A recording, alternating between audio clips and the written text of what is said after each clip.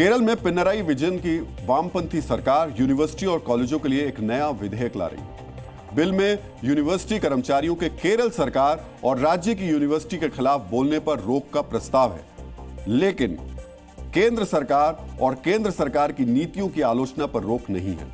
Bill में यह अनिवार्य किया गया है कि यूनिवर्सिटी कैंपस में प्रचार सामग्री में राज्य सरकार के कानूनों और विश्वविद्यालय की नीतियों का विरोध नहीं होना चाहिए। यानी केरल सरकार की आलोचना पर बेशक पाबंदी है, लेकिन केरल सरकार की जो कानून लाने की तैयारी है उसमें केंद्र सरकार की आलोचना की पूरी छूट है।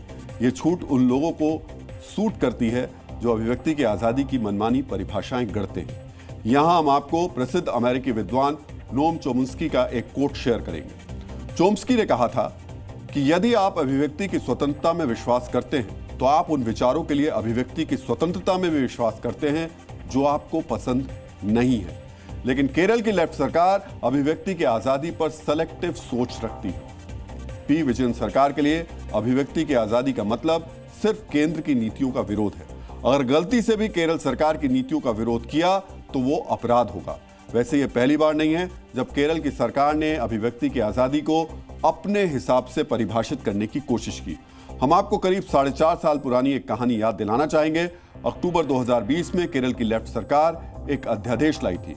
अध्यादेश में आपत्तिजनक पोस्ट पर 5 साल तक की सजा या 10,000 रुपए का जुर्माना या दोनों की सजा का प्रावधान था।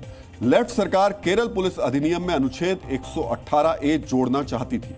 अनुच्छेद 118A के तहत आपत्तिजनक सामग्री छापने पर पुलिस खुद संज्ञान लेकर कार्रवाई कर सकती थी। केरल सरकार का कहना था कि इस अध्यादेश का मकसद सोशल मीडिया को रेगुलेट करना है। वहीं विपक्ष और सामाजिक कार्यकर्ताओं का तर्क था कि इस अध्यादेश के जरिए विरोध की आवाज को दबाने की साजिश है। विपक्ष का कहना था कि पुलिस सरकार विरोधी पोस्ट को आपत्तिजनक बताकर कार्रवाई करेगी। राज्यपाल ने इस अध्यादेश को मंजूरी भी दे दी थी, लेकिन भारी विरोध के बाद सरकार को 24 घंटे में ही अध्यादेश को वापस लेना पड़ा था।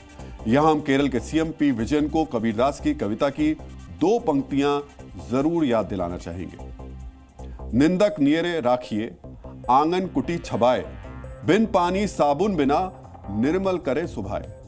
निंदक बिना साबुन और पानी के हमारे स्वभाव को निर्मल करते हैं, इसलिए केरल सरकार को निंदकों से डरना नहीं चाहिए। यहां हम यह भी कहना चाहेंगे कि अभिव्यक्ति की आजादी का सम्मान लोकतंत्र की बुनियादी शर्त है। दिल्ली में वामपंथी दल खुद को अभिव्यक्ति की आजादी का चैंपियन बताते हैं, लेकिन केरल पहुंचते पहुंचते शायद लेफ्ट के लिए अभिव्यक्ति की आजादी का मतलब बदल जाता है।